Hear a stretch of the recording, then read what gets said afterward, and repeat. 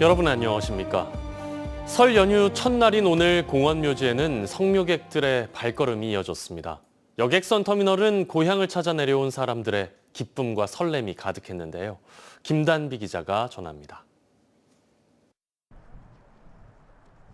이른 아침부터 성묘객들의 발길이 이어진 여수 공원묘지. 묘소 곳곳에 자란 잡초를 다듬고 묘비도 깨끗이 닦습니다. 정성껏 준비해온 음식도 한가득 꺼내 상을 차려냅니다. 할아버지부터 손자까지 3대가 모여 먼저 떠나보낸 가족에 대한 그리움을 달래봅니다. 우리 사위가 지금 회사 일 때문에 아침 12시 몇이야? 12시 40분인가 서울로 가야 돼요.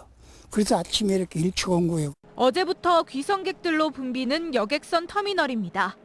오랜만에 고향을 찾은 귀성객들이 설렘을 안고 하나둘 배에 오릅니다. 이미 출항 30분 전부터 여객선은 짐을 실은 차와 귀성객들로 가득 찼습니다. 할아버지 이제 간식거리 같은 거나 필요하다고 이제 말씀해 주신 것들 그런 것들 사가는 겁니다. 섬 들어가서 뭐 하실 계획이신지. 제사 지내고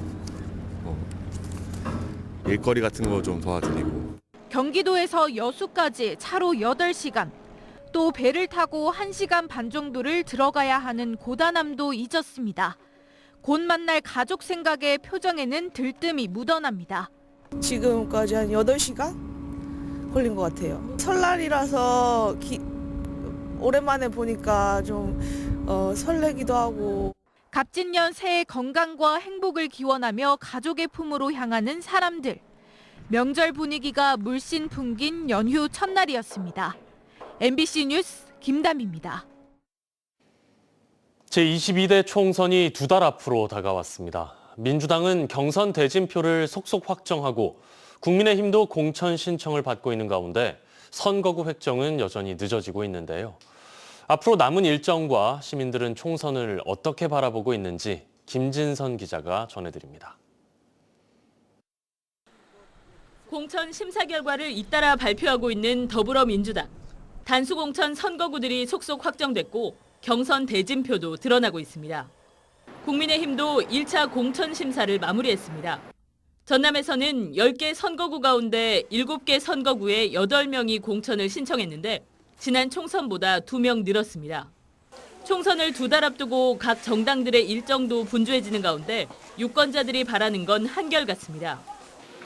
제발 좀 정신 좀 차리고 누가 되든지 간에 좋게 살았으면 좋겠어요. 하고 서민들 살게 좀 해주고.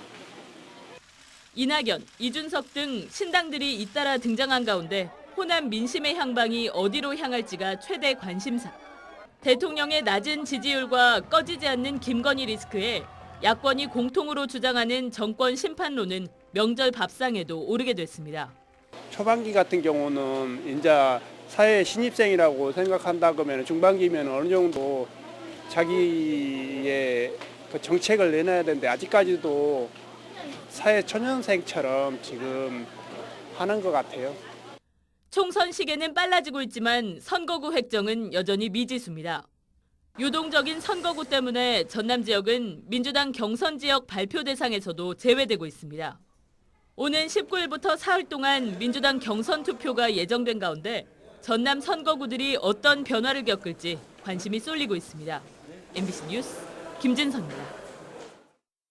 최근 5년간 설 연휴에 전남과 광주에서 발생한 교통사고가 1,000건에 달하는 것으로 집계됐습니다. 한국교통안전공단 광주 전남 본부에 따르면 2018년부터 2022년까지 설 연휴 기간에 발생한 교통사고는 965건입니다. 시기별로는 연휴 전날이 29%로 가장 많았고 첫째 날과 셋째 날이 뒤를 이었으며 특히 전남의 경우 뒷좌석 안전띠 착용률이 28%에 불과한 것으로 나타났습니다. 설 연휴 기간인 오는 12일까지 여수세계 박람회장 시설이 대부분 정상 운영됩니다. 여수광양항만공사는 연휴 기간 박람회장에 입주한 전시 체험시설 등 대부분의 영업시설이 정상 운영하고 항만공사가 직접 운영하는 스카이타워 전망대와 카페 스카이 등은 휴무 없이 문을 연다고 밝혔습니다. 또 박람회장 방문객들을 대상으로 SNS 사진 업로드 이벤트와 명절 전통놀이 등 체험거리도 제공합니다. 설 당일인 내일 큰 추위는 없겠지만 미세먼지가 많겠습니다. 전남 동부 지역은 내일 종일 미세먼지와 초미세먼지 농도가 한때 나쁨과 나쁨 단계 사이에 머물겠습니다. 내일 최저 기온은 영하 3도에서 1도 사이가 예상되고 낮 최고 기온은 최고 10도까지 오르겠습니다. 파도는 남해서부 앞바다에서 최고 0.5m, 먼 바다에서는 1.5m로 비교적 잔잔하게 일겠습니다. 광양시가 어린이 중증 환자의 관외 진료 교통비 지원 사업 추진을 위해 시민들의 의견을 수렴하고 있습니다. 해당 사업은 암과 희귀 질환 등을 앓고 있는 12세 이하 어린이가 관외 병원에서 진료를 받으면 1회당 최고 10만 원, 연간 50만 원까지 교통비를 지원하는 제도입니다. 광양시는 다음 달 7일까지 시민 의견 수렴을 거쳐 관련 조례를 마련하고 2025년부터 어린이 중증 환자에 대한 관외 교통비를 지원할 예정입니다.